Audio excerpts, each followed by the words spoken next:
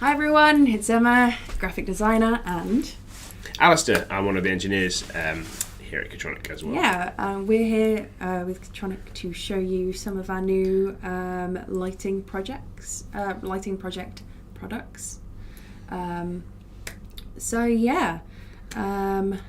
Let's just hop right into it. Shall we have a look at the website? Yeah, I can. Just to say, if you've got any questions on this stream, then feel free to ask them, and we'll do our best to answer them live. If you're watching later on, as lots of people do with these streams, then post a question there, and we'll do our best to get back and write an answer, won't we? Exactly. Write an answer for you. But yeah, what products are we looking at, Emma? So we are looking at the white LED Keyring torch, which is a pre-built kit. We've got the web page up here, yeah. There's that one, and we are also looking at the LED strip with a light sensor. Particular favourite of mine, that one. It's cool. Amazing. So, shall we start with the Keyring torch? Yeah, start with the Keyring torch. That sounds good. Sounds good. So, Alasdair, could you... So talk through the web page a bit. Talk through a bit about what the yeah. And I'll dive into some tech details later. But right, let's just have a look. So this is it's a Keyring torch. It's a pre-built. We're doing a whole range of pre-built, particularly lighting modules at the moment, rather than some of our traditional solder together kits. So this is one of those. It's like a hold and press button to turn the torch on.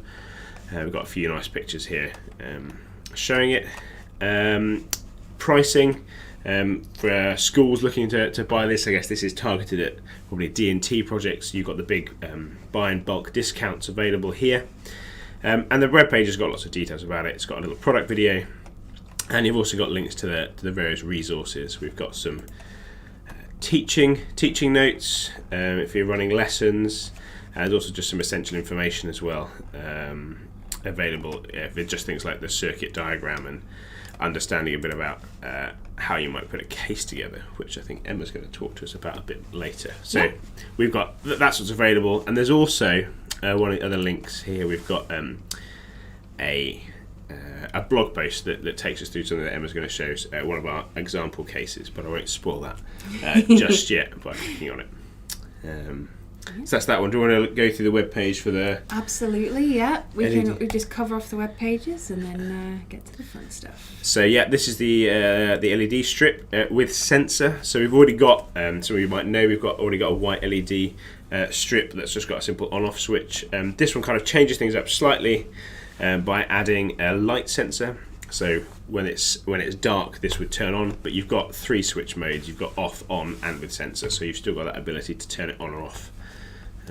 Whether you've even if you don't use the sensor. Again, you've got bulk discount pricing here for schools, and again the same format. We've got some bits of words, and we've got a nice product video, and again there's the data sheet which is available, which takes you through some of those tech details if you want them, and shows you those dimensions for making cases, which again on another blog post Emma's going to look at a little bit later, some of the demonstration stuff we've got. So yeah, that's the web pages. That's all at kitronik.co.uk, and you just go and search for those products, and they'll be flagged at the moment with the new icon. So that's them. The web pages. What's next for us? Would you like to have a look actually at top downs of these, so we can demonstrate how they work? That'd be great. Okay, do you want to poke around with them? Maybe we should look at the torch first, and I'll give you a bit of a chat about things. So you just saw it there. It's very simple. There's only 3 components on this board. There's the big coin cell holder, which has a little CR2032, is it, that's in there? I think so, yeah. Yeah, and it just pushes in and out really nicely. And then it's got a switch, which is a push button, so you push and hold to turn it on. It's illustrating when you release it, it turns off, and then you've got this side view LED. If you do want to flip it so you can just look directly at the camera and turn it on, I know this is going to get a bit bright. Let's just get that in focus. Yeah, if you press the button, you can see that the light is, because it's a side view LED, you've got a much wider area that the light's coming out of, which is great for a torch, obviously, and because it's flat mounted on the board, it means that the focus is forward really nicely for getting a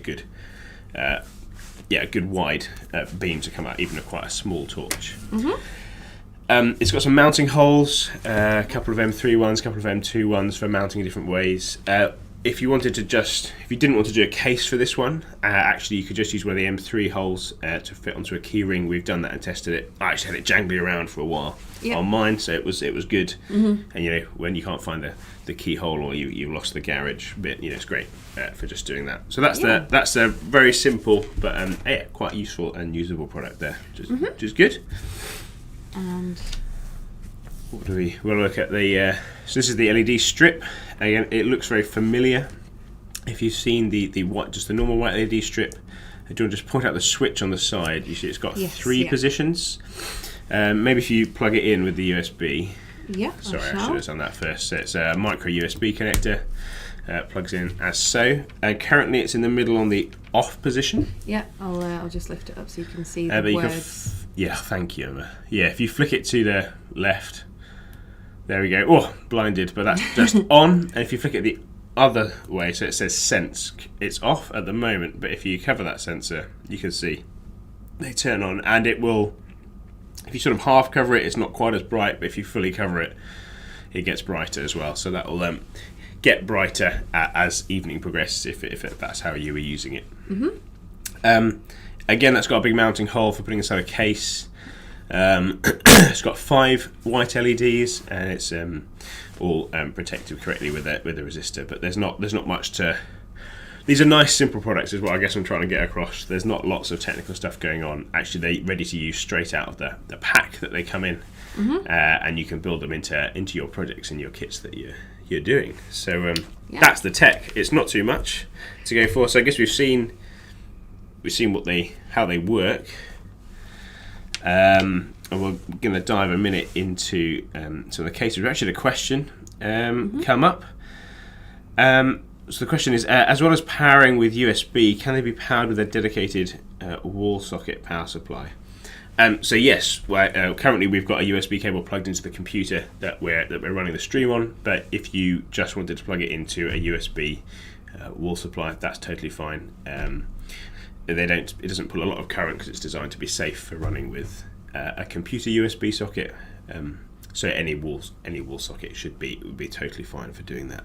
You could probably also, I think you should definitely also be able to run this from perhaps a charging pack that you might have a USB on if you wanted to have this remotely somewhere. So you've got a couple of options there. However you wanted, as long as it plugs in with a USB, you'll be fine with that. Emma, do you want to kind of take us through perhaps how you might... These aren't our solder together kits, as we've said, so what might be the use for them in the classroom? So as you've pointed out very nicely so far, they've got these mounting holes, which I take advantage of for at least for this case that I've made. So if I move everything aside for a second, here is one I made earlier. Oh, it's very nice. So this is the Keyring torch has been turned into an ice lolly. It's alternate colours on the back, and you can see from the side there I've left a gap for the battery to go into, and also one in the other side so you can push the battery out still. It just has a little a paddle here which just pushes down onto the tactile switch on the inside. So here's an example I cut. It's unattached acrylic at the moment, but it's just a little paddle with a spare piece of acrylic just glued onto the round part, and that sits exactly over the top of the tactile switch. And also, does that just press through then when you press the button? If you're pressing the button, okay. Exactly. I mean, you could, if you wanted to put the tactile switch on the outside, I suppose you could desolder it onto longer legs or something. But if you want to just keep the board intact because it is pre-built, you can use a longer piece of acrylic on the inside there to just press the button.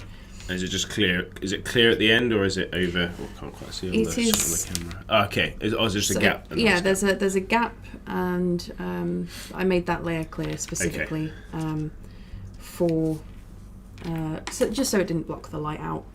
Okay. So that's one case example. That's actually Exactly. it's actually, if I just flip to the screen capture for a minute. Yeah. We've actually got a blog post up called "How to Make an Ice Lolly Enclosure." So, Yeah, exactly. It's got your DXF in there, which should look like this. Obviously not coloured, but DXF file. you'll have that DXF file, which you should be able to import into your laser cutter software. And I've labelled it so that you sort of know, what thicknesses and colours. Although you can customise completely. You don't have to use the colours I have. I just think personally, brown perspex makes excellent chocolate sauce. That sounds good. That does sound good. So this is available on the website. You should be able to find it through the product listing, as Alasdair showed earlier. Where did you get the materials for making this? Glad you asked. We sell them. Ah, amazing. Yeah, there's a full list at the top. I think I did see it. Here, yeah. Yeah, it's all linked, so you should be able to find what I've used. Really, the part you want to pay attention to is the thicknesses, though. That's the only part that I really that it really is contingent upon. The rest completely customizable. We have a huge range of colours and finishes in acrylics, so the world's your oyster. And what did you attach it together with? I guess there's a couple of options that you've put super glues on the list here, but are there any other options that you might have used? So you could use a super glue. I'm usually in the practice of using Tensol. I'm extremely short, but usually I use Tensol. It's just a bit cleaner. Super glue tends to fog the acrylic. If you're not careful with it, of course. But anything that can glue two pieces of plastic together is a valid choice. Great, that sounds really good. Okay. Okay. Are there any other? Oh, sorry, what were you going to say? No, you go ahead. Are there some other casings for the torch? Are there any other designs? We have one for the other. Yes, we do actually. No, we have one that you made earlier. This is one that I made, which is not necessarily as pretty looking, but it's a bit of a different style, wasn't it? Sort of thought I'd go for on this one to perhaps some of the ones that we've normally made, which are like layers. Also, that's got a demo PCB in that. But this is made from our rubber, the the green laserable rubber that we have, and it's got, if you hold it up, you can sort of see like segments. This was kind of like slices through it, so we wanted to get like one of those nice squeezy torch kind of feel. Yeah. So they're little layers that are all built up around the shape of the PCB, and then they're just being glued together. I think I just use super glue for this actually, but it slots apart, so you can pull it. You can pull the whole thing out to change that battery, and it just means it's a bit of a rounder feel in your hand, and a little dip in it too. Yeah, it's very ergonomic. It feels very nice. This is a really nice idea for a potential B&T project. Yeah, kind of don't feel like limited to being just the flat surfaces that we've got, and I think there's details of that are in the teaching resources that come with it, and there's another flat case example that was done before the much more beautiful ice lolly that you can see there. So there's really, it's just whatever your design wants to take you, isn't it, in a DT project, for how you would. Exactly, and this is nice and easy to cover as well. It's it's fairly thin, and it's extremely simple. So trying to work out where different parts of your design should go, not a huge deal. Plus, you can also now springboard off of the designs that we've made, especially with the DXFs that we've provided and such. So you could use those as a template even. So amazing. I think that's great. Do you want to move on to show us some other things that you've made for the LED strip with sensor? Yes. So I actually I've done a second version of this, so I'll assemble it just to show you how it works. But this is a little sleepy panda. It's an Edgelit, so this comes out. It's an Edgelit. We love our edge lighting here, so we've got a little gap there so the sensor can still do its thing, and the the switch, I've actually attached a little, I guess a little extender there. Like an actuator for the... Yeah, pretty much, yeah. Okay. It's just so that you can still reach the switch from through, 12 millimeters of acrylic. Okay. But yes, this is something there is a DXF of on the website. We'll show you in a second, but... Do you want to show now? Or what? Show it now. I'll flip it across now. I just want Emma move some other things across. So again, that's another blog that can be accessed from this web page. Down the bottom, it's the one that says "Make an automatic Edgelit Nightlight." It's got a nice picture of it showing the edge lighting there. Bit hard to show that when we've got so many bright lights on, but this one in the dark shows that quite nicely. Yeah. And that's got the DXF files here. And I guess there's instructions for which bits need to be etched and which bits are being cut. Great, and there's some nice instructions there for you to, if you can't follow it on here, but Emma's gonna show us, I think, a bit of actually putting it together. Absolutely. Now. So, here's excuse me. a terrible job of screwing it in, but what are you using there? Is that just a single? Is it got a nut and bolt, or are you just screwing into? The so perspex? I would either have used an M2 with a hex nut on the other side, or this is a slightly smaller hole so that it will just like basically friction fit it. Okay, it's friction. It's almost threading into the perspex itself. It's like self-tapping. Okay, yep. Sort of situation. And that's just because I don't like my boards to wiggle around any. I don't like them being rattly.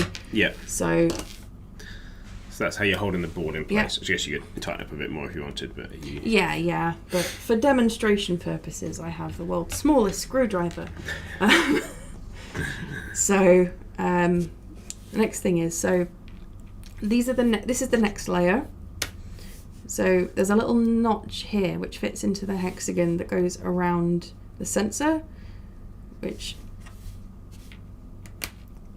we're going to ignore that I just put it the wrong way up. So that will fit on top next. Okay. And then comes this piece, which will sit here. So it's like a stepped pyramid sort of effect. Exactly. Building up. Okay. And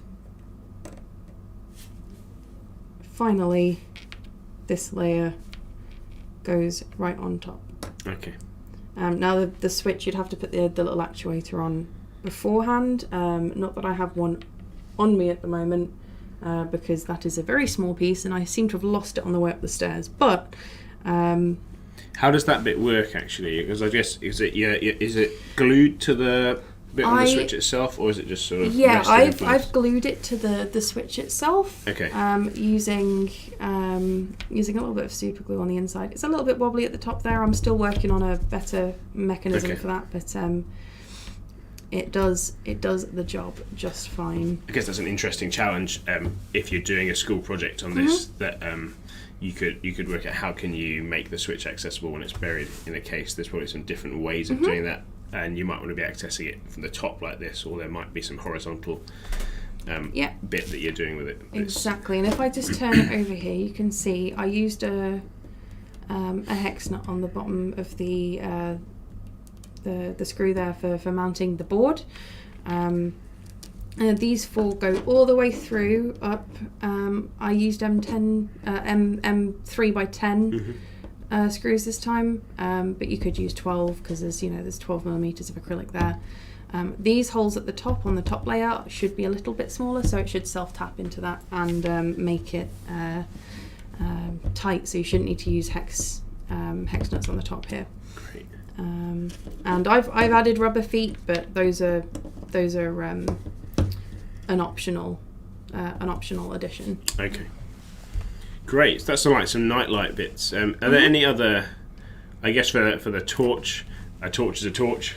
So there's not any other uses. Are there any other sort of possible ideas we'd had for what we might do with the? You might want to do with the white LED strip with sensor. That's not just an internal nightlight.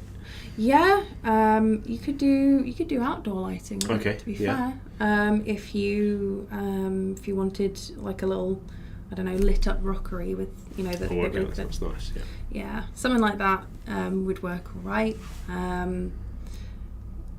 Yeah, but especially for things like night lights or even in a cupboard.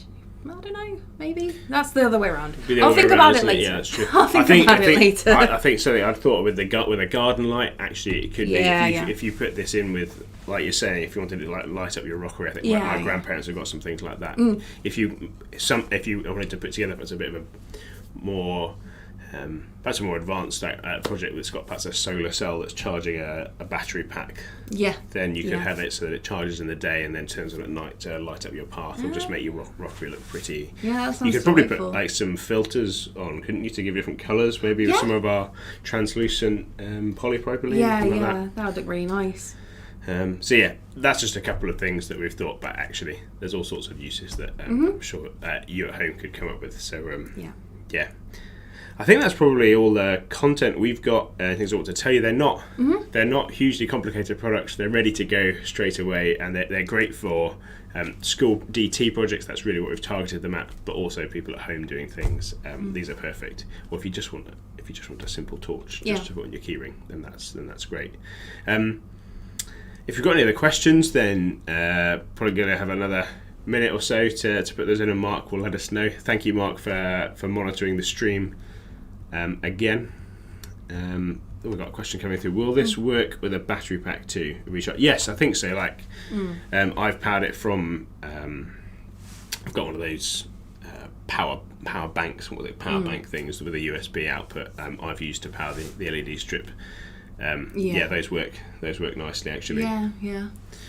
So yes, you could make it portable in that regard, if that's what the question was was meant. It would work actually as a camping light. It would, yeah. Yeah, that's a good idea. In your tent. Perhaps some clarification coming on the question. Yes, as we said, a wall power supply is definitely available and good for this one. The torch is just the coin cell, but that's the point. It's a small coin cell torch. Any other questions? Please do put them in the comments. And we'll answer can them. this one like the other one? I think the question was just like the original white LED sensor strip. White LED strip without a sensor. Yes, it can just be powered just in the same ways as that one, and it's just adding a sensor into this as well. Yeah. Thanks for those questions. Cool. Well, any further questions after the stream, we will get back to you on those as well. Mark's writing again. Maybe we've got another question. But thank you for those. You can get in contact. There are lots of ways of contacting us via the website and our social medias as well. We're actually on TikTok a lot now, just in case anyone's interested. Great. So, Well, it's been good to do this stream. Thanks for watching, either live or watching later on. And any further questions, get in touch with us or leave a comment. And we'll see you when we do the next one. Yeah. Thanks, Emma. Thank you, Alasdair. And we'll see you soon. Bye.